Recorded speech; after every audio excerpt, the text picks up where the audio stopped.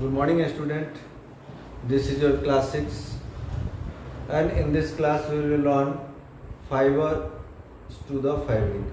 Okay, fibers means the fiber is the material which is available in the form of the thin, the continuously or the flexible strand and spoon yarn and made of into fabrics. तो क्या होता है कि ये एक materials होता है fibres का, और ये हमको क्या करता है कि कंफर्ट सिस्टम के हिसाब से, ये एक फ्लेक्सिबल स्ट्रैंड के हिसाब से फिर वो चीज़ क्या होता है कि चेंज हो जाता है किसमें, फैब्रिक्स में। ठीक ना, एक फाइबर एक मटेरियल्स है और उस मटेरियल्स को हम लोग क्या करते हैं कि किसी प्रोसेस के द्वारा हम लोग उसको चेंज करते हैं और उसको फ्लेक्सिबली मतलब उसको स्टैंड के द्वारा, स्पून्स के द्वारा या किसी अलग मेथड के प्रोसेस के द्वारा हम लोग उसको चेंज करते हैं। फैब्रिक्स को अगर हम लोग डिफाइन करेंगे तो एक क्लॉथ मटेरियल्स होता है और इसको हम लोग बनाते किससे हैं, क्राइटिंग और वियरिंग और थ्रेडिंग टुगेदर्स। क्या होता है कि ये सारे चीज़ों को मिलाकर हम लोग जैसे कपड़े को सीते हैं ना, कि अलग अलग कपड़ा होता है, फिर उसको बाजू काटते हैं, फिर ये करते हैं, फिर वो सबको मिलाकर फिर उसको बनाते हैं। उसी तरह से ये भी क्या है कि ये जो हमारा क्लॉथ्स का मटेरियल जो होता है उसको हम लोग क्रीटिंग्स और वियरिंग ऑफ थ्रेड, ये सबको जब मिलाते हैं तो हमारा वो फैब्रिक कहलाता है। ठीक ना। अब टाइप ऑफ फाइबर की बात, फाइबर्स की बात करेंगे तो फाइबर्स जो है वो बेसिकली हमारा दो तरह का होता है। सबसे पहले नेचुरल फाइबर और दूसरा होता है हमारा एनिमल सिंथेटिक फाइबर। ठीक ना। नेचुरल फाइबर्स हम लोग अगर बात करेंगे तो प्लांट से कॉटन वगैरह निकलता है और एनिमल से भी हमारा कुछ कॉटन्स वगैरह का पार्ट्स निकलता है। तो जो एनिमल्स और प्लांट से जो मिलते हैं उसको हम लोग नेचुरल्स बोलते हैं। जैसे कॉटन से, cotton and jute are the fibres obtained from to the plants and silkworm or wools are obtained from the animals. तो ये चीज़ दो चीज़ हमको किससे मिलता है, प्लांट से मिल जाता है, या बाकी का दो चीज़ हमारा एनिमल से मिलता है। उसके बाद सिंथेटिक्स फाइबर्स की बात करेंगे तो ये हमारा ये इंसान के द्वारा बनाया जाता है, ये मैनमेड होता है। The fibres artificially synthesise by the humans and industries, जिसको हम लोग इंडस्ट्रीज में बनाते हैं, जैसे आर्कलिन है, पोलिस्टर्स है, नायलन्स है, रेयॉन है, एसिटिलीन है, ये सारे एग्जांपल्स हम लोग सिंथेटिक्स फाइबर्स का। तो सिंथेटिक्स फाइबर समझ लीजिए क्या है कि जो हमारा आपका इंसान के द्वारा इंडस्ट्रीज में बनाया जाता है, ह्यूमन बींग के द्वारा इंडस्ट्रीज में बनाते हैं, तो उसको हम लोग सिंथेटिक्स फाइबर कहते हैं। अब आता है कि एनिमल्स फाइबर क्या है। तो सिल्क वॉर्म और वूल दो एनिमल्स फाइबर्स हैं, हमने इसके पहले भी बताया। और ये हमको जानवर्स के, जैसे वूल फाइबर्स किससे मिलते हैं, तो सीप हो गया, कैमल्स हो गया, गॉट हो गया, यॉक हो गया। इसको हम लोग the process of involve the making the animals fibre into the wool for the seed step. अब इसको क्या है कि जब हम लोग वूल एनिमल्स को वूल से हम लोग इसको क्या करते हैं, जब इसको हम लोग फाइबर्स में बनाते हैं तो इसके कुछ स्टेप्स को हम लोग को कवर करना पड़ता है। सबसे पहला स्टेप क्या करते हैं, शेयरिंग, उसके बाद स्कोरिंग, उसके बाद आता है sorting, cleaning, dyeing, straightening, rolling and combing. तो ये सारे स्टेप जो है उसके साथ इन्वॉल्व होते हैं और ये सारे स्टेप्स को इन्वॉल्व करके हम लोग इसको बनाते हैं। उसके बाद silk fibre are obtained from the silk worm. हम लोग पहले से जानते हैं कि सिल्क जो फाइबर होता है वो सिल्क वॉर्म से मिलता है। और ये सिल्क वॉर्म कहाँ मिलेगा, they are to the sericulture, sericultures के द्वारा हम लोग क्या करते हैं उसको बनाते हैं। The silk thread or yarn obtained from the silk moth cocoons. तो सिल्क का कोकोज जो होता है माउथ का, उसके द्वारा हम लोग उसका थ्रेड को बनाते हैं।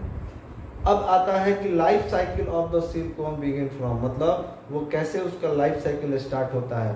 तो after the morning the female silk worm, और एक चीज़ और याद रखिएगा कि ये जो बनता है तो बेसिकली वो फीमेल सिल्क वॉर्म से ही बनता है। लगभग 200 से 300 अंडा जो है वो एक बार में देती है। They are the egg hatches, और वो अपने अंडे को हैचेज करती है and they are feed the mulberry leaves on the around the 30 days the move into the next stage. अब वो जो अंडा अपना क्या कि उसने देने के बाद उसको 30 दिन का ड्यूरेशन लगता है उसका अगला स्टेप होने में। Cocoons are protective layers the silk web, और उसके कोकोन जो होता है उसका सिल्क वेब का उसको प्रोटेक्टिव लेयर्स होते हैं। Develop around the larvas which is the size the small cottons balls and to be the silk worm on the thread। वो क्या होगा, छोटा छोटा बॉल की तरह बनेगा और वो क्रैक करने के बाद फिर उससे हम लोग उसको थ्रेड को बनाते हैं। पुपाज स्टेज, पुपाज उसमें एक स्टेज है, a stage where the silk fiber obtain the killing of pupa and plugging the cocoons into the boiled water and the unwind the silk thread। फिर क्या करते हैं कि उसको मार देते हैं, मारने के बाद फिर हम लोग उससे से सिल्क उसको थ्रेड वगैरह उसको स्टोर करके उसको पानी में धोते हैं, वार्म बॉयल वाटर में साफ करने के बाद फिर हम लोग उसको थ्रेड बनाते हैं। The last stage of the life cycle in which the completely developed the pupa change into the adult womb। उसको क्या कहते हैं कि वो completely वो adult womb में pupa जो है वो adult mouth में change हो जाता है। Again the life cycle begins from here और फिर बाद में दोबारा हम लोग उसको स्टार्ट कर देते हैं। उसके बाद आता है प्लांट फाइबर। प्लांट फाइबर्स की बात करेंगे तो हमने पहले ही बताया है कि दो तरह के फाइबर्स होते हैं प्लांट में, दो निकलेगा, एक कॉटन्स जो कि जूट वगैरह बनता है और इसका इस्तेमाल हम लोग ये प्लांट से मिलेगा, और jute are obtained from the plants, the shining and the long fibres are the silk structure texture. ये बड़ा बड़ा पार्ट्स में होता है। And the cultivate the rainy seasons, और इसका जो प्लांट्स होता है वो बारिश के टाइम में कल्टिवेट किया जाता है। And basically the growth into the state of the West Bengal, Bihar and Assam. और ये जो आपका कॉटन्स का अगर हम लोग जूट की बात करेंगे तो जूट का जो प्लांट्स होता है वो बेसिकली बिहार, बंगाल और असम में इसकी खेती होती है। The what the fibres are made of fibre, तो फाइबर्स किससे बनता है, the finer parts of the thread are refreshing to the fibres. तो जब थ्रेड बनने के बाद फिर हम लोग उसको फाइबर्स बनाते हैं। The fibre is the thread like structure spun into the rope and cloth or the string. फिर हम लोग उसको कपड़े वगैरह बीनने में काम करते हैं, ठीक ना।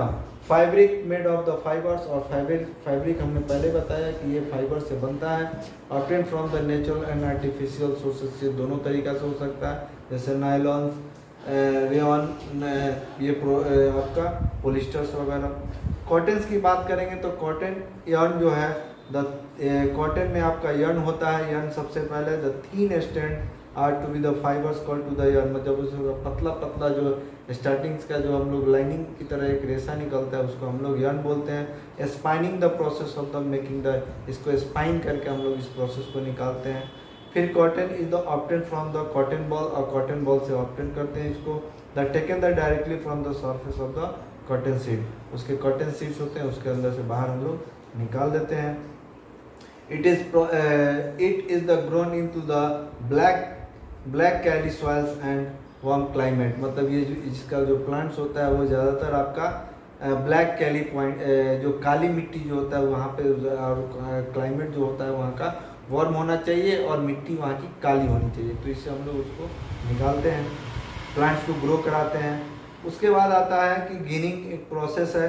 The plant are which the cotton seed pick the content seed, the process of the removing the seeds and और the ponds to the like the ginning. उसको क्या करते हैं, जो कॉटन से हम लोग बीज को बाहर निकालते हैं उस प्रोसेस को गिनिंग कहते हैं, तो इसको हम लोग इसको द्वारा रिमूव करते हैं। स्पाइनिंग होता है the stand the process making the yarn from the thin stand and the fibres called the spinning. इसको पतला में उसको सीट की तरह उसको ये बनाते हैं, उसके बाद इसको हम लोग स्पाइनिंग करते हैं। Government done by two the hand और द स्पाइनिंग व्हील, ये दो तरीका से हो सकता है, हाथ से भी किया सकता है, स्पाइनिंग व्हील के द्वारा होता है। उसके बाद वियरिंग एक प्रोसेस है। The two distinct yarn are arrange together the weaving machine and known as the looms they are to the fibres, मतलब जब हम लोग उसको ज्वाइन करते हैं, जैसे दो अलग अलग तरह का yarn लिए और दोनों yarn को हमने क्या किया, उसको कंबाइन करते हैं, तो मशीन्स में वियरिंग करते हैं, उसको मशीन के साथ मिलाते हैं और उसको हम लोग लूम बनाते हैं। आप देखे होंगे कि स्वेटर का जो गड्ढा ये होता है, क्या बोलते हैं उसका रोल, तो कभी कभी बीच में से टूट जाता है, तो उसी के साथ उसको सटाकर और फिर हम लोग उसके आगे, तो इस तरह से लूम्स हम लोग उसको make in the fabric. And उसके बाद आता है creating is the one of the most popular method to the fibers to the yarn।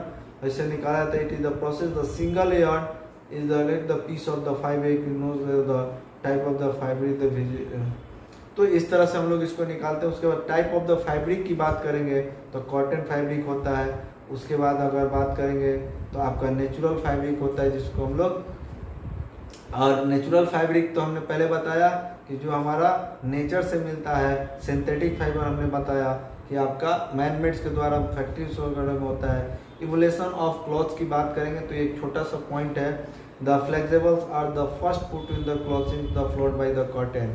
लेकिन फर्स्ट में अगर इसका बात करेंगे तो सबसे पहले आपका जो क्लॉथ्स आया था वो आपका कॉटन्स का था। It modern day clothing become the mechanism, they were the machines were the more to do the making the clothes। आज के डेट में अगर हम लोग बात करेंगे तो ज़्यादातर क्लॉथ जो है वो मशीन्स के द्वारा ही प्रिपेयर होता है, बनाया जाता है। ओके, तो ये चैप्टर में आपका इतना ही था। Okay, thank you. बाकी का जो क्वेश्चंस वगैरह फिर हम लोग बाद में उसको देखेंगे। Okay, thank you.